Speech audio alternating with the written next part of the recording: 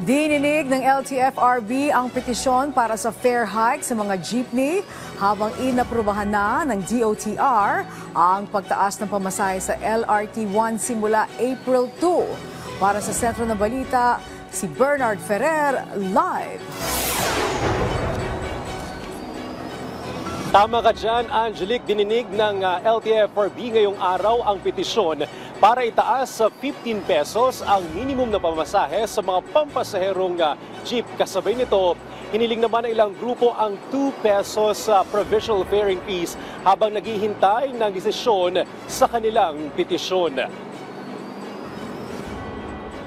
Hindi pa man naaprubahan ang petisyon na itaas ang 15 pesos mula 13 pesos na minimum fare sa mga pampaserong jeep, humirit ng ACTO, Autodap at Pasang Mazda ng 2 pesos provisional increase habang naghihintay ng desisyon sa kanilang petisyon.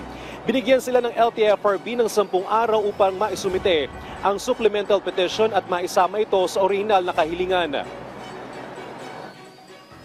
Ang sinasabi namin 2 pesos, pero sa tingin naman namin, ako sa tingin ko, itatawad pa rin naman board yan eh. Kung ano yung gusto ibigay ng board, siguro yun ang tatanggapin namin.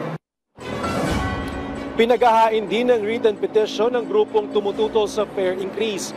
Tiniyak ng LTFRB na kanilang pag-aaralan ang petisyon para sa fare increase. Samantala, inatras ng FEDJODAP ang kanilang petisyon para sa 2 pesos na dagdag pasahe. Bilang mamamayan, kailangan na humanap tayo kung ano yung may ibibigay nating tulong sa gobyerno at sa ating mamamayan. Ito po yung naisip namin na i-atras yung hiling namin ng dagdag pamasahe. Oktubre 2023, naprubahan ng LTFRB ang 1 peso provisional increase sa minimum fare ng mga jeepney mula 12 pesos hanggang 13 pesos para sa traditional na jeepney at mula 14 pesos hanggang 15 pesos para sa modern jeepney.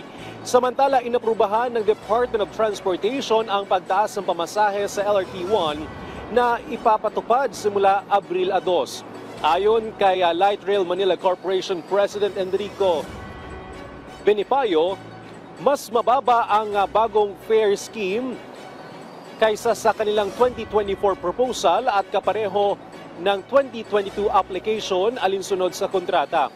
Batay sa DOTR Rail Regulatory Unit, tataas ang LRT1 boarding fare sa 16 pesos and 25 centavos at 1 peso and 47 centavo per kilometer. Dahil dito ang minimum fare para sa single journey ticket ay magiging 20 pesos mula sa 15 pesos. Ang pamasahe mula Dr. Santos Station hanggang United Nations Station ay magiging 35 pesos mula 30 pesos.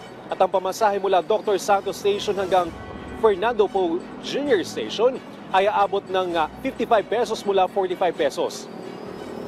Bagyang mas mababa naman ang pamasahe para sa mga gumagamit ng stored value beep cards, kung sa 19 pesos, 34 pesos at 52 pesos ang kanilang bayad depende sa distansya.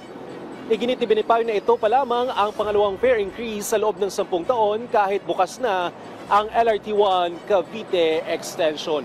Angelique, sa sitwasyon ng trapiko, mabilis pa ang takbo ng mga sasakyan dito sa Commonwealth Avenue, lalo na ang mga papuntang Batasan Road at Fairview. Balik sa iyo, Angelique. Alright, maraming salamat sa iyo, Bernard Ferrer.